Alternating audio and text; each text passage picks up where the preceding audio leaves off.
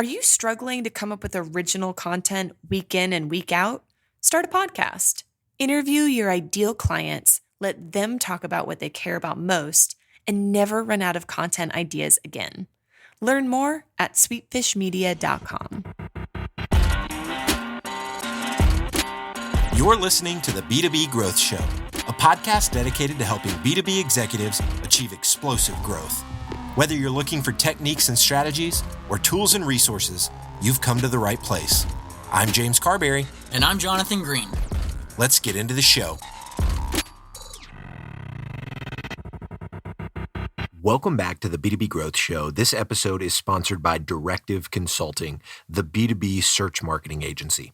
We are here today with Dailius Wilson. He is the VP of Sales and Growth at GetAccept. He also goes by DW, so in the attempt to not butcher his name the rest of this interview, I'll refer to him as DW. So DW, how are you doing today? Great. You did well, James. That makes me feel great off the bat. Awesome, man. So we're going to be talking today, DW, about a little bit of your story. So the headline of the episode is going to be, obviously from Ellen to Sellin. Anybody listening already saw it. But really the meat of this episode, Ellen is a part of your story, but the meat of this episode is going to be how you have helped grow revenue 20% month over month for the last 6 months, which I think is incredibly impressive. But before we get into that, the company that you've done that for is a company called GetAccept. And I want to get our listeners to have just a little bit of an idea of what GetAccept is, what you guys are up to over there before we dive into to your story and this 3-part framework that you've got for growing revenue month over month like that. Fantastic. Thanks for the opportunity to share what GetAccept does. Briefly, we've all faced the problem in sales where we feel that our deals go dark. So what GetAccept focuses on is getting you the ability to accelerate your sales cycles and to make a really engaging journey for your prospects to go through. And in fact, we have so many tools built in, from e-signing to quoting to video. You may not need many of the tools you use today, which is exciting. I love it. So DW, before we dive into the 3 points that we're going to cover today on how you've specifically grown revenue 20% month over month, you've got a bit of an interesting background that involves Ellen DeGeneres. Can you give listeners just a bit of that story? Because I think it's just fun. So I don't know that it has anything to do with growing revenue month over month, but it's a super fun story. So can you share that with us real quick? Well, I think it has something to do with growing Twitter and Facebook stalkers, but that's a story for another time. I think for my brother and I, it was an amazing journey. We won a contest doing a little bit of amateur singing, which was terrible if you see that online. And initially they wanted us to be in the audience, but they found out about us and liked our vibe together. So we ended up going on the show and actually were contracted to Warner Brothers for a time. So it was amazing to learn about the ins and outs of showbiz, but I'm definitely the worst guy ever to make it to Hollywood. I don't know how that ever happened. I love it, man. So as you were telling me that offline, I thought, well, that is a fantastic story that is worth sharing. So if you want to learn more of that, you could reach out to DW on LinkedIn or Twitter. Just don't stalk him there, and you might get a response. So DW, the first point that we talked about, actually before we get into the first point, give us a little bit of context. So you joined the GetAccept team last November. And so that first month, you didn't quite get to 20% growth, but starting the very next month, you have seen 20% growth in revenue every month until now. We're recording this in June. Can you give us just a little bit more context on that before we dive into the 3 things that you attribute to being the reason for that growth? Yeah, it's super scary coming into a new role, especially leading sales and marketing, because in a younger company, you definitely feel that you have 3 to 6 months to make that impact on the business. If you're given any more than that and you're not hitting results, they're being overly generous. So in the back of my mind, I want to bring results to the table, but particularly people who come from larger firms and are not as familiar with the agile goals of younger companies, you can't take that time to analyze things too much because then you get no results. So the kind of days of taking 3 months to make a yearly plan and hoping for the best after that are not possible when you have huge growth targets like we do here at GetAccept. I got it. Okay. So diving into, as we were talking through this, you said there's really been three key factors that have, really been, the things that have allowed you to experience this kind of growth. You said the first one is customer proof. Can you talk to us about, kind of elaborate on that idea for us and why it's so crucial?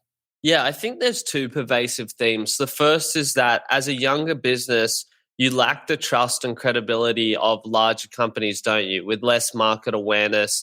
And also, if you haven't been established long enough, people look at your LinkedIn to see how many employees you have, which can be alarming for younger companies.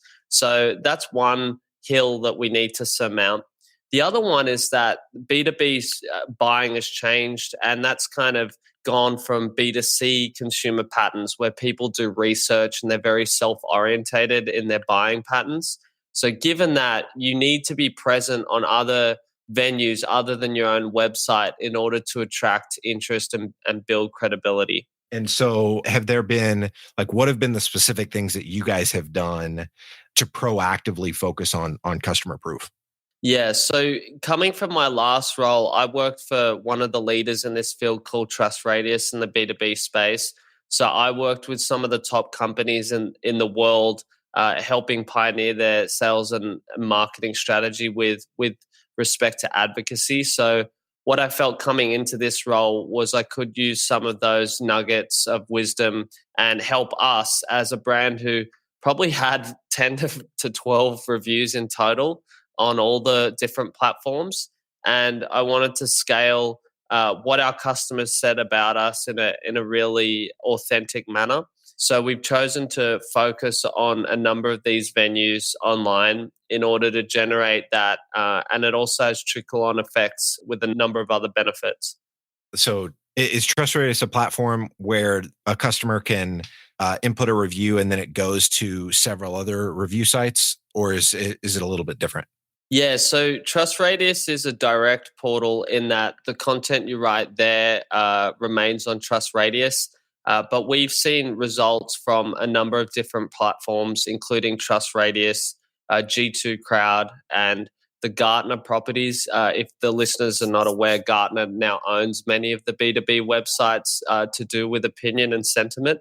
And we feel that it's important to build a spectrum of content, but at the same time, you want to make sure that when you're doing this, that the content you're generating is good enough to use in your own sales and marketing, because that's where the job is done, isn't it? You might be able to get them in the door, but if you don't have any content to foster and nurture them, then you reach a point in the sales cycle where it ends.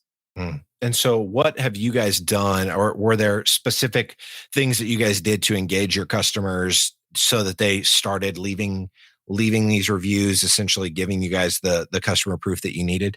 Yeah. And what we find is that normally to generate hand raises, if you imagine a normal distribution, or some people call that a bell curve of sentiment for, say, a B2B product, normally you have on the far right super advocates and on the far left super detractors. So what the challenge is for a modern organization is to activate that middle section, which I call, your silent customers. They might be happy, but they've never come to the surface with those views. So normally people pay them an incentive. A gift card is typically the main method. But for us, we found that using statistical analysis to find the customers who are more likely to be the ones that were going to speak up was helpful. So we looked at patterns of usage in the site, time they've spent as a customer, whether they've referred other customers. There were many inputs to that model, but to get away from all that technical stuff, we were able to find the people who loved us but may not have said so before, and channel them into saying parts of our story, which was strategic for us. And did you guys focus on kind of one platform at a time in terms of Trust Radius or G2 Crowd so that you could build up all those different channels, or have you stayed focused on specifically one channel? Yeah, I think right now the main channel which we focused on more than the rest, which is atypical to what people would advise, is our own channel. So what that means is using feedback and surveys to generate the content at scale. And many critics in the B2B marketing and sales world may say, hey, DW, well, that content's not credible. But to be honest, all the platforms have strengths and weaknesses when it comes to generating this and helping you do so. So what I felt was generating a really scaled body of content internally is the first step. And then helping our customers take some of those sound bites and put them on the third-party sites is more the secondary action. Interesting. Was that something that you learned kind of from experience in previous companies? You're right. I think that is very atypical. What was it that made you realize that was actually the way to go? It's a combination of a few things. I think the most important one was that we wanted to reduce friction. So many other third-party solutions have to require logins. Also, they may not, even if these companies are building their brands, they may not know them yet. Also, I wanted to make the engagement, and we'll talk about this later as well in my third point, is make it seem like a conversation between two parties rather than an off-page or out-of-app experience. Yeah. And we had a lot of success using live chat, which was a hypothesis I've had for some time, that you can generate customer proof points from live chat a lot more effectively than email. And that's some of the secret sauce. James, you make me tell all the secrets, and then soon we'll be out of business. I love it. So DW, so customer proof being the first thing that you, or one of the first things that you focused on to achieve the growth that you guys have experienced. The second one you talked about offline is response time. You specifically mentioned a 5-minute window. Talk to us about this. I mean, there's so much debate about this, and people go, well, if I'm called too promptly, it seems like it's over pedantic and the business wants my business too much and they're kind of desperate, right? Have you ever heard that, James? Yeah, I feel like that's, I don't know that I've heard it a whole lot, but it's definitely a sentiment that I've heard before. Yeah, so I think response time has a number of key tenets. I think the first one is that we want to stick between that 1 to 5 minute window. All the evidence I've seen is conducive to the fact that is successful, because all your competitors are not getting there that quickly. The second is, what's the merit of that touch point? Are you actually coming to the customer with quality information, or is it just a call to say, thanks for signing up, right? So even if you are quick, it may not be efficacious if you're not coming to the table with value. So in order to improve that, I'm very big on using, say, what we talked about in point 1, some of those proof points and those stories to start a conversation. Then I think with response time, many people think about it in kind of a mono-channel sense. They think, I sent them an email or I called them and I got a voicemail. That's my response time done. What you want to do is, I'm Australian. I love the great outdoors and I love sharks. And I think of a hammerhead shark, those things come at you 100 miles an hour if you're out in the surf. So for my teams, I want them to be hammerheads in the way that they're hitting 3, 4, 5 potential avenues to engage with that person in the first attempt. So a LinkedIn ad. Perhaps they might send a little tweet welcoming them. Maybe they'll give them a call. So when you make that 3 to 5, they start to feel like this company's quite switched on versus they're a little overbearing. I've only had good feedback from this approach.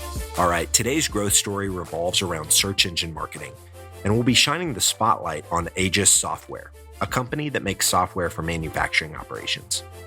Aegis was one of the first companies in their space to invest in search marketing, but as competition grew, their performance plateaued. To counter this, they hired Directive Consulting, the B2B search marketing agency.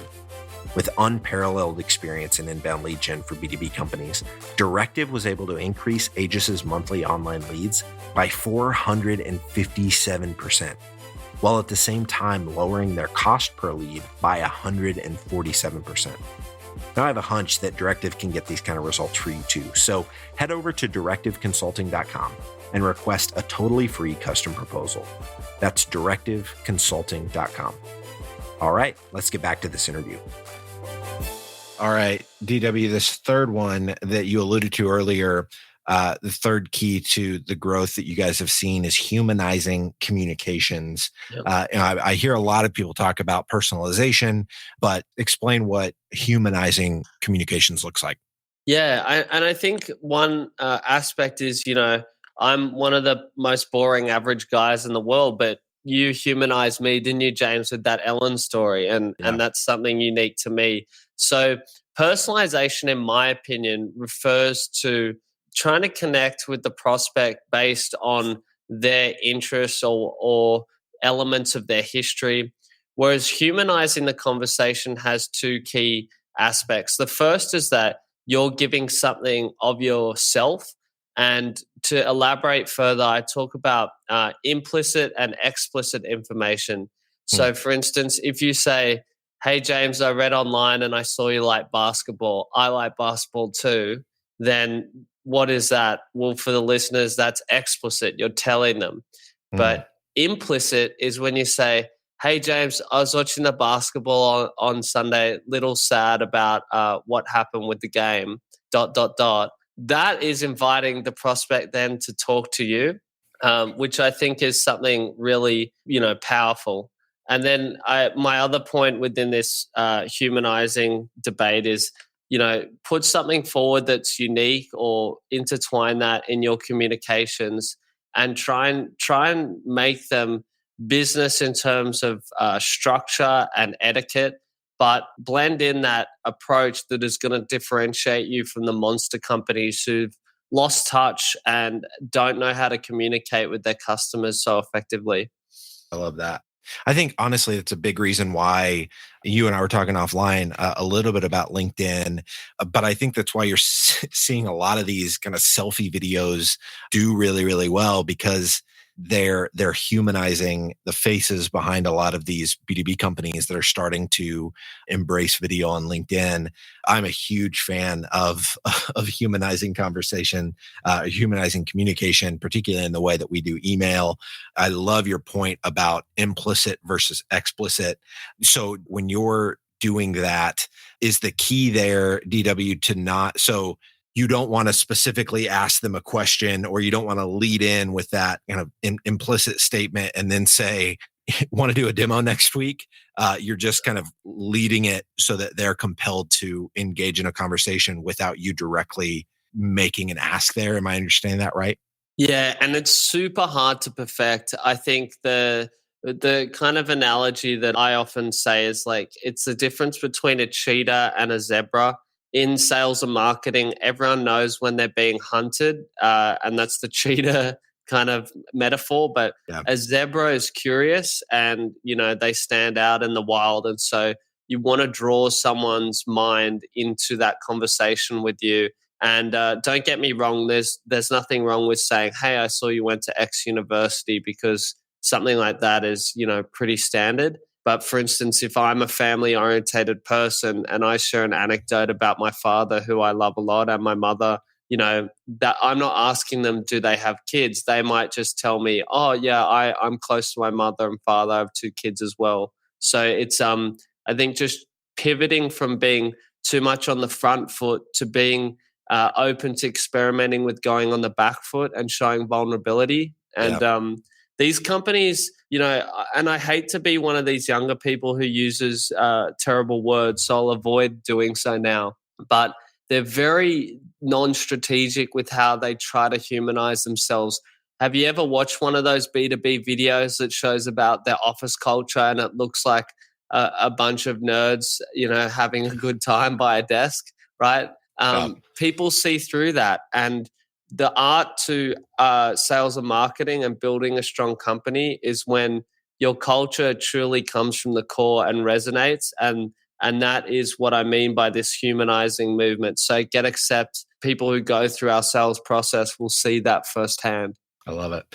DW, this has been fantastic. I think you've shared a few different nuggets in here that I hope people really latch on to. The entire episode has been incredible, though. If there's somebody, they want to stay connected with you, they want to learn more about GetAccept, what's the best way for them to go about doing that? Yeah, well, there's two ways. One, if you want more nuggets, I've been watching Yukon Gold on Netflix. It's a great series. You should get into that. The second one is my email is D for dog, R for Robert, W for William, DRW at getaccept.com. And that's otherwise just find me on LinkedIn. Unfortunately, I spend a lot of time on there, and my girlfriend's quite angry with me these days. So I have to figure out what to do. I love it. Awesome, DW. My wife gives me a similar hard time. So I've definitely been there and experienced that. This has been incredible. If you're listening to this, connect with DW and check out what they're doing at GetAccept. Thank you so much for your time, man. I really appreciate it. Thank you. And keep listening to the show. It brought me from a small town in Australia all the way to America, these insights. James, I've loved it since the beginning. Thank you. You're way too kind, man. Thank you so much.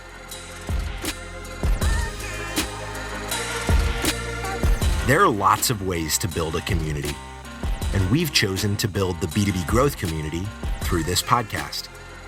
But because of the way podcasts work, it's really hard to engage with our listeners. And without engagement, it's tough to build a great community. So here's what we've decided to do. We're organizing small dinners across the country with our listeners and guests.